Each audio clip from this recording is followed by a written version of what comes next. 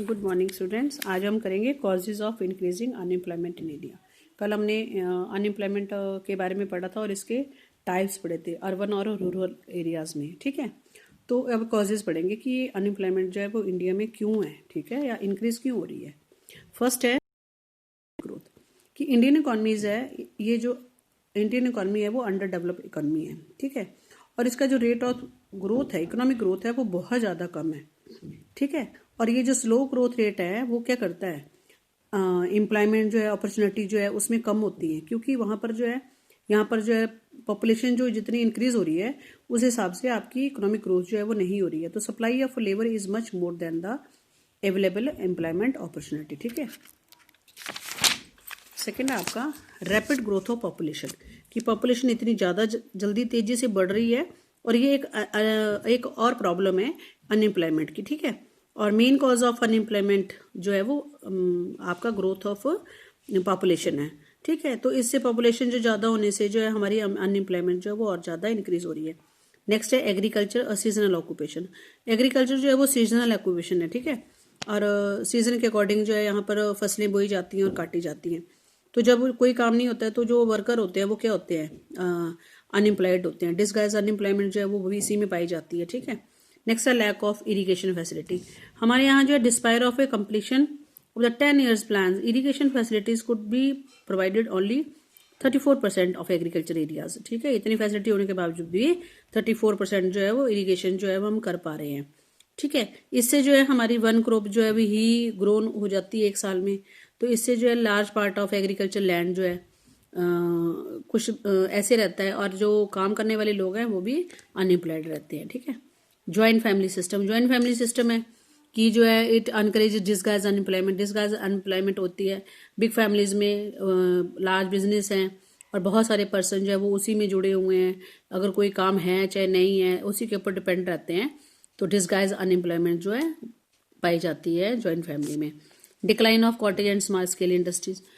ये जो cottage and small scale industries हैं ये बहुत ज़्यादा कम हो रही हैं। पहले ऐसा था कि जैसे कॉटन और स्मॉल स्केल इंडस्ट्रीज होती थी तो लोगों को काम मिलता रहता था, लेकिन अब जो है आफ्टर इंडिपेंडेंस जो है government of India has taking a several measures to revive the develop small scale cottage industries. These continue to be in their infant stage. ठीक है, लेकिन अभी भी कैसे है, वो इन्फेंट स्टेज में है।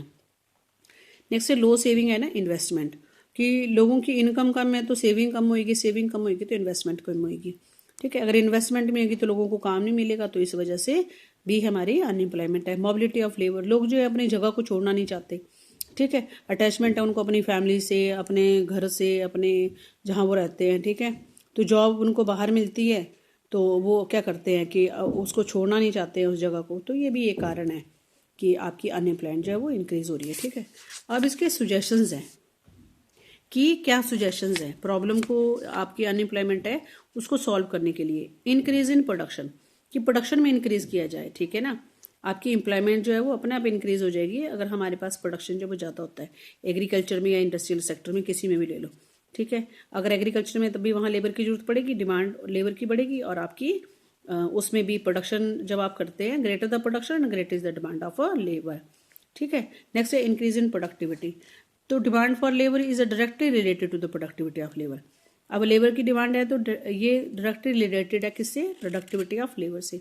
Higher productivity generate higher profits, जितनी ज़्यादा प्रोडक्टिविटी करेंगे उतना ज़्यादा आपको प्रॉफिट ज़्यादा होएगा। ठीक है, और उससे जो है लेबर की डिमांड भी ज़्यादा बढ़ेगी, इससे भी आप अनएम्प्लॉयमेंट को कम किया जा सकता है। High rate of capital formation, capital formation जो rate of capital formation in the country should be accelerate, इसको भी बढ़ाना चाहिए, क्योंकि जो कैपिटल फॉर्मेशन है should be particularly encouraged in such activities which generate greater employment opportunity. Capital output ratio should be kept low, कम होनी चाहिए। दीज डेज 4% है, और it means produce goods worth ₹1, ₹1 बचता है, और कैपिटल वर्थ रुपीज़ जो है वो 4 इज इन्वेस्ट, 4 इन्वेस्ट करते हैं। ठीक है, तो हमें जो है कैपिटल फॉर्मेशन से भी हम क्या कर सकते हैं, अगर इसका हाई रेट है तो हमारी जो है अनएम्प्लॉयमेंट जो है वो कम हो सकती है। नेक्स्ट है more help to self employed person, कि जो around 44% of people in India are self employed, खुद ही काम कर रहे हैं, खुद रेस्टोरेंट है, बिल्डिंग कंस्ट्रक्शन है, ट्रांसपोर्ट है, जो भी काम कर रहे हैं। ठीक है, तो इससे भी जो है लोगों को एनकरेज किया जाए, गवर्नमेंट जो है प्रोवाइड फैसिलिटीज करे जैसे इरिगेशन है, बेटर उनको सीड्स है, मैन्योर है, इम्प्लीमेंट क्रेडिट करे, उनको क्रेडिट देने की सुविधा करे, तो ये भी अब हमारे से काम ज़्यादा करा होगा और प्रोडक्शन ज़्यादा होगी और उनको लोगों की इनकम भी बढ़ेगी और लोगों को काम भी मिलेगा। ठीक है। नेक्स्ट है चेंज इन एजुकेशन पैटर्न। हमारे एजुकेशन पैटर्न में चेंज आना चाहिए, उनको वोकेशनल जो एजुकेशन है वो प्रोवाइड की जानी चाहिए, जिससे जो है बच्चे जो है अपनी एजुकेशन के साथ साथ जो है कोई काम भी सीखे ताकि उनको बाद में ये उनको काम आए। ठीक है। नेक्स्ट है change in industrial technique. Industrial technique में भी चेंज आना चाहिए। तो technique of production should suit the needs and mean of a country. It is essential that are labour intensive technology is encourage. Labour आप दो तरह से काम कर सकते हैं, लेबर इंटेंसिव और एक आपकी जो है कैपिटल इंटेंसिव है। ठीक है। तो लेबर इंटेंसिव जो टेक्निक है उसमें लेबर की ज़्यादा जरूरत पड़ती है और इससे जो है हमारे को फ़ायदा भी होता है। ठीक है। और लोगों को काम भी मिलता है। कोऑपरेटिव इंडस्ट्रीज जो है should be encourage as far as possible. The government of Kerala set up a textiles mill covering 600 unemployed. ठीक है, पर्सन और a cooperative basis in the Cochin. तो जो केरला गवर्नमेंट है उन्होंने सेटअप करी एक टेक्सटाइल मिल जो है जिसमें 600 जो है वो अनएम्प्लॉयड पर्सन है, उनको काम मिला हुआ है। ठीक है। तो गवर्नमेंट जो है डिफरेंट स्टेट गवर्नमेंट जो है should initiate necessary step in this direction. इसमें जो है वो काम कर सकती है गवर्नमेंट। ठीक है।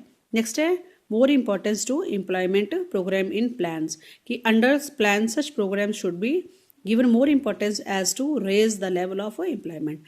The program that can best serve the and are irrigation, road, flood control, power, agriculture, forestry, rural electrification, soil conservation, development of small industries, construction work, ये सारे काम हैं। ठीक है। इससे क्या प्लान बनाती है गवर्नमेंट, तो लोगों को क्या मिलता है, इसमें रोजगार मिलता है। ठीक है। तो इसके साथ जो है आपका ये चैप्टर जो है एम्प्लॉयमेंट वो ख़त्म होता है। Thank you class.